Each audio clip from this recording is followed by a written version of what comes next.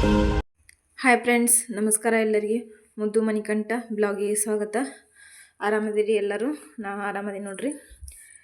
Please video full ನೋಡಿ comment ಹಾಕಿರಿ friends. ಇವತ್ತು ನಾನು ಸೋಮವಾರದ ಮಾರ್ನಿಂಗ್ ನನ್ನ ರೂಟೀನ್ ಯಾವ ಥರ ಇರುತ್ತೆ ಅಂತ ಮಧ್ಯಾಹ್ನದವರೆಗಿನೂ, ಬೆಳಿಗ್ಗೆಯಿಂದ ಮಧ್ಯಾಹ್ನದವರೆಗಿನೂ ನನ್ನ ರೂಟೀನ್ ಶೇರ್ ಮಾಡೀನಿ. ಸೋಮವಾರದ್ದು ಹೆಂಗಿತ್ತಂತ ನೋಡಿ ಹಂಗೆ ಕಮೆಂಟಲ್ಲಿ ಹೇಳ್ರಿ ಫ್ರೆಂಡ್ಸ್. ಇಷ್ಟ ಆದ್ರೆ ಲೈಕ್ ಮಾಡಿರಿ. ಇದರೊಳಗೆ ನಾನು ತೊಗರಿ ಕಾಳಿಂದ ಸಾಂಬಾರು ರೆಸಿಪಿ ಶೇರ್ ಮಾಡಿ ನಿಮ್ಮ ಜೊತೆ. ಹೆಂಗಿತ್ತಂತ ಹೇಳ್ರಿ ಫ್ರೆಂಡ್ಸ್. ಇಲ್ಲಿ ನನ್ನ ಮಗಳು ಸ್ಕೂಲಿಗೆ ಹೊಂಟಾಳ. ಸ್ಕೂಲಿಗೆ ಹೋಗೋಕೆ ತಯಾರಾಗತ್ತಿದ್ಲು, ಆಕೆ ರೆಡಿ ಆಗತ್ತಿದ್ಲು. ಮತ್ತು ನಾನು ಆಕೆಗೆ ಮಾರ್ನಿಂಗ್ ಬ್ರೇಕ್ಫಾಸ್ಟ್ ಏನು ಮಾಡ್ಕೊಂಡಿದ್ವಿ ಅಂದ್ರೆ ದೋಸೆ ಮತ್ತು ಚಟ್ನಿ ಮಾಡ್ಕೊಂಡಿದ್ವಿ. ಮಕ್ಕಳಿಗೆ ನಮ್ಮ ಮನೆಯವ್ರಿಗೂ ದೋಸೆ ಚಟ್ನಿ ಮಾಡಿ ಕಟ್ಟಿದ್ದೆ ಹೊಳೆ ಕಟ್ಟ. ನನ್ನ ಮಗಳು ಸ್ಕೂಲಿಗೆ ಹೊಂಟಿದ್ದಲ್ಲ, ಮತ್ತು ಈಗ ಆಕೆಗೂ ಟಿಫಿನ್ ಪ್ಯಾಕ್ ಮಾಡಿ ಆಕೆಗೂ ಟಿಫಿನ್ ಪ್ಯಾಕ್ ಮಾಡಿ ಆಕಿನ ಬ್ಯಾಗಿಗೆಲ್ಲ ಇಟ್ಕೊಂಡು ಆಕಿನ ಹೋಗಿ ಬಸ್ ಸ್ಟಾಪ್ಗೆ ಬಿಟ್ಟು ಬಂದು ಮತ್ತು ನಂದು ಕೆಲಸ ಇರುತ್ತಲ್ಲ ಮನೆಯೊಳಗೆ. ಹಿಂಗೆ ನನ್ನ ಮಗಳು ಎದ್ದಾಳ ಆಗಲೇ. ನನ್ನ ಮಗ ಮಲ್ಕೊಂಡಾನ, ನನ್ನ ಮಗಳು ಎದ್ದಾಳ. ಆಕೆ ಹಂಗಂದು ನನ್ನ ಮಗಳು ಸ್ಕೂಲಿಗೆ ಹೋಗಿ ನೋಡಿ ಬಾ ಅನ್ನತ್ತಿದ್ಲು. ಒಳ್ಳೆ ಚಿಂಟು ಎದ್ಲು, ಚಿಂಟು ಹಚ್ಕೊಟ್ಟು ಆಕೆ ಕುಂದ್ರಿಸಿನಿ. ನಾನು ಹೊಳಿ ಕಟ್ಟ ಒಳಗಿಂದೆಲ್ಲ ಕಸ ಎಲ್ಲ ಸಾಮಾನೆಲ್ಲ ಹತ್ತಿಟ್ಟು ಅಷ್ಟು ಕಸ ಎಲ್ಲ ಹುಡುಗಿ ಮನೆ ಒರೆಸಿ, ಮತ್ತು ಹೊರಗಿಂದೊಂದು ಅಂಗಳ ಕಸ ಎಲ್ಲ ಗುಡಿಸಿ ಬಾಕ್ಲೆಲ್ಲ ತೊಳ್ಕೊಂಡು ನೀರು ಹಾಕೊಳಕತ್ತೀನಿ. ಸ್ವಲ್ಪ ಬೆಳಗ್ಗೆ ಜಲ್ದಿ ಎದ್ರಂದ್ರೆ ಎಲ್ಲ ಕೆಲಸ ಆಗುತ್ತೆ. ನಂದು ಎಲ್ಲ ಅಡುಗೆ ಕೆಲಸ ಮುಗಿದಿತ್ತು. ಮತ್ತು ಎಲ್ಲ ಮನೆ ಒರೆಸೋದು ಕಸ ಹುಡುಗೋದು ಎಲ್ಲ ಬೇಗ ಮಾಡ್ಕೊಂಡು ಈಗ ನಾನು ಅಂಗಳ ಕಸ ಎಲ್ಲ ಗುಡಿಸ್ಕೊಂಡು ಈಗ ಅಂಗಳಕ್ಕೆ ನೀರು ಹೊಡ್ಕೊಳತ್ತೀನಿ ನೋಡಿರಿ ಫ್ರೆಂಡ್ಸ್. ಅಂಗಳಕ್ಕೆಲ್ಲ ನೀರು ಹೊಡ್ಕೊಂಡು ಕೇಟ ರಂಗೋಲಿ ಸಿಂಪಲ್ಲಾಗಿ ರಂಗೋಲಿ ಹಾಕೊಂಡು ಅಷ್ಟರೊಳಗೆ ಮತ್ತು ನನ್ನ ಮಗಂದು ಸ್ಕೂಲಿಗೆ ಟೈಮು ಆಗುತ್ತಂತೇಳಿ ಕೇಟ. ಮತ್ತು ಅವನಿಗೂ ಸ್ವಲ್ಪ ಬ್ರೇಕ್ಫಾಸ್ಟ್ನೂ ರೆಡಿ ಮಾಡಬೇಕಿತ್ತು. ಸ್ವಲ್ಪ ನನ್ನ ಮಗಳಿಗೆ ಅಷ್ಟು ಮಾಡಿದ್ದೆ, ನನ್ನ ಮನೆಯವ್ರಿಗೆ ನನ್ನ ಮಗಳಿಗೆ ಅಷ್ಟು ಮಾಡಿದ್ದೆ. ಈಗ ಎಲ್ಲ ಗಿಡಕ್ಕೂ ಸ್ವಲ್ಪ ನೀರು ಹಾಕ್ಕೊಂಡು ಬಾಕ್ಲ ಎಲ್ಲ ತೊಳ್ಕೊಂಡು ಮತ್ತು ಅಡುಗೆ ಮಾಡೋಕ್ಕೆ ಬಂದು ನೋಡಿರಿ ಫ್ರೆಂಡ್ಸ್. ಅಂಗಳಕ್ಕೆಲ್ಲ ನೀರು ಹಾಕ್ಕೊಂಡು ಮತ್ತು ಬಾಕ್ಲ ಎಲ್ಲ ತೊಳ್ಕೊಂಡು ರಂಗೋಲಿ ಹಾಕ್ಬಿಟ್ರೆ ಕೆಲಸ ಮುಗಿದಂಗೆ ಆಗುತ್ತೆ ಎಲ್ಲ. ಆಮೇಲೆ ನನ್ನ ಮಗನ ಸ್ಕೂಲಿಗೆ ಬಿಟ್ಟು ಬಂದು ಜಳಕ ಮಾಡಿ ಪೂಜೆ ಮಾಡ್ಕೊಂಡ್ರೆ ಆಗುತ್ತೆ ಅಂತ ಹೇಳಿ ಕೇಟ ನಾನೆಲ್ಲ ಇದನ್ನ ನೀರು ಹಾಕ್ಕೊಂಡು ತೊಳ್ಕೊಂಡು ಹೋಗ್ತೀನಿ ನೋಡಿರಿ.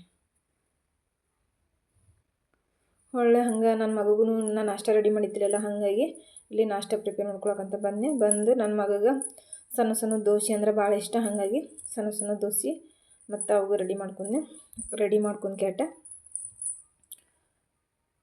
ಮತ್ತು ಒಳ್ಳೆ ಸಣ್ಣ ದೋಸೆ ರೆಡಿ ಮಾಡ್ಕೊಂಡು ಕೇಟ ಅವಾಗ ಹಂಗೆ ಹಿಂದಿನ ಬಡ ನಾಷ್ಟ ಡಬ್ಬಿಗೆ ಹಾಕ್ಯಾಟ ಹೊಳೆ ಒಂದು ಜ್ಯೂಸನ್ನು ಮಾಡ್ಕೊಂಡಿನಿ.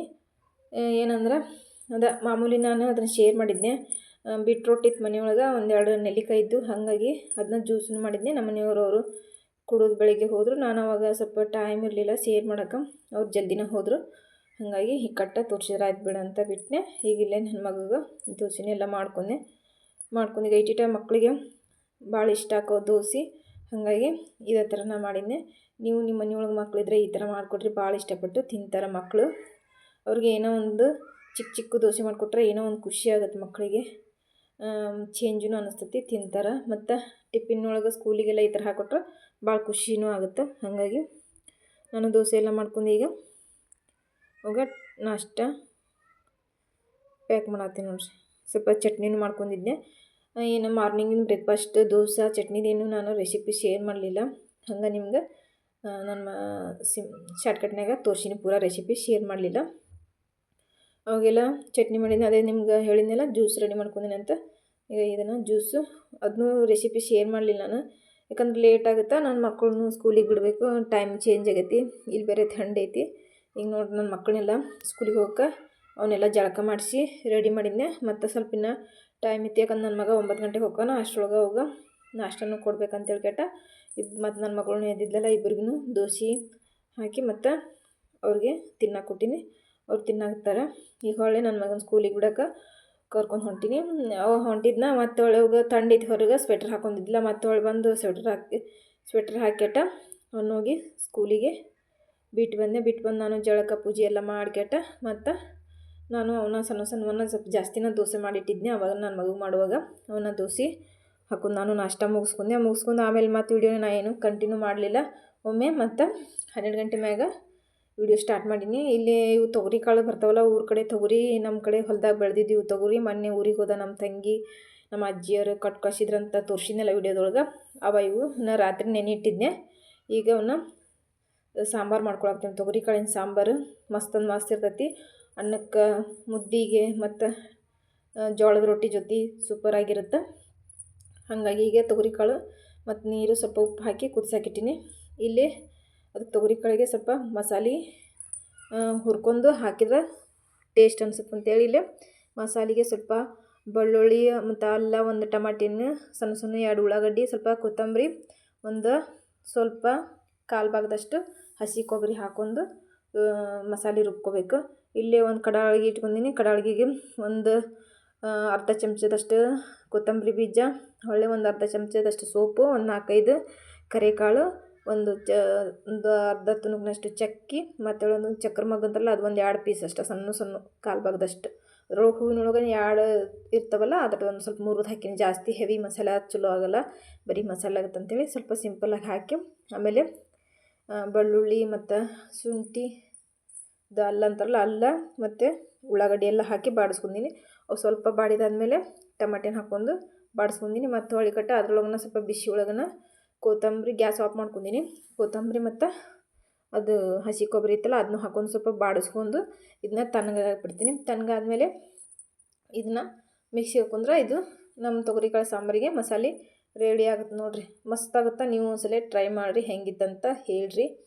ಈಗೆಲ್ಲ ಮಸಾಲೆ ತಣ್ಣಗಾಗಿತ್ತಲ್ಲ ರುಬ್ಕೊಳಕತ್ತೀನಿ. ರುಬ್ಕೊಂಡ್ಕೆಟ ಇದನ್ನ ಒಗ್ಗರಣೆ ಹಾಕ್ಕೊಂಡು ಕುದಿಸ್ಕೊಬೇಕು ನೋಡಿರಿ. ಈಗ ರುಬ್ಕೊಳಕಿಟ್ಟಿನ ಈ ಕಡೆ ಅದಕ್ಕೆ ಸ್ವಲ್ಪ ಅದ್ರ ಜೊತೆನ ಮಸಾಲೆನೂ ಸೇರಿಸ್ಕೊಳಕತ್ತೀನಿ ನಾನು. ಸ್ವಲ್ಪ ಅರಿಶಿಣ ಪುಡಿ, ಸ್ವಲ್ಪ ಖಾರದ ಪುಡಿ, ನಾನು ಧನಿಯಾ ಪುಡಿ ಏನು ಸೇರಿಸ್ಕೊಂಡಿಲ್ಲ. 2 ಚಮಚದಷ್ಟು ಖಾರದ ಪುಡಿ ಹಾಕೊಂಡಿನಿ. ಯಾಕಂದ್ರೆ ಕೊತ್ತಂಬರಿ ಕಾಳಿನ ಬೀಜ ಹಾಕ್ಕೊಂಡಿದ್ನೆಲ್ಲ, ಹಾಗಾಗಿ ಸಿಂಪಲ್ಲಾಗಿ ಅದ್ರ ಜೊತೆನ ಅರಿಶಿಣ ಪುಡಿ ಮತ್ತು ಖಾರ ಸೇರಿಸ್ಕೊಂಡು ರುಬ್ಕೊಂಡಿನಿ. ಈಗಿಲ್ಲೇ ಒಂದು ಕಡಾಳಿಗೆ ಇಟ್ಕೊಂಡು ಒಗ್ಗರಣೆ ಹಾಕ್ಕೊಳಕ್ಕೆ ಸ್ವಲ್ಪ ಎಣ್ಣೆ, ಜೀರಿಗೆ, ಸಾಸ್ಮೆ, ಸ್ವಲ್ಪ ಹಿಂಗೆ, ಒಂದು ಅರ್ಧ ಉಳ್ಳಾಗಡ್ಡಿ ಹಾಕ್ಕೊಂಡು ಬಾಡಿಸ್ಕೋಬೇಕು. ಬಾಡಿಸ್ಕೊಂಡಾದ್ಮೇಲೆ ಮಾಮೂಲಿ ಸ್ವಲ್ಪ ಉಳ್ಳಾಗಡ್ಡಿ ಸ್ವಲ್ಪ ಎಲ್ಲ ಬೆಂದಂಗೆ ಆದ ತಕ್ಷಣ ಅದು ರುಬ್ಕೊಂಡಿರ್ತೀವಲ್ಲ ಆ ಮಸಾಲೆ ಸೇರಿಸ್ಕೊಂಡ್ರೆ ಆಯಿತು. ಈಗ ಇದನ್ನೆಲ್ಲ ಸ್ವಲ್ಪ ಕೆಂಪಗೆ ಅಂದರೆ ಜಾಸ್ತಿನಿಲ್ಲ, ಲೈಟಾಗಿ ಫ್ರೈ ಆಗೋ ತನಕ ಬಿಟ್ಟು ಆಮೇಲೆ ಅದನ್ನು ಮಸಾಲೆ ಸೇರಿಸ್ಬೇಕು ನೋಡಿರಿ ಫ್ರೆಂಡ್ಸ್. ಈಗ ಅದಕ್ಕೆ ಮಸಾಲೆ ಸೇರಿಸ್ಕೊಳಕತ್ತೀನಿ ನಾನು.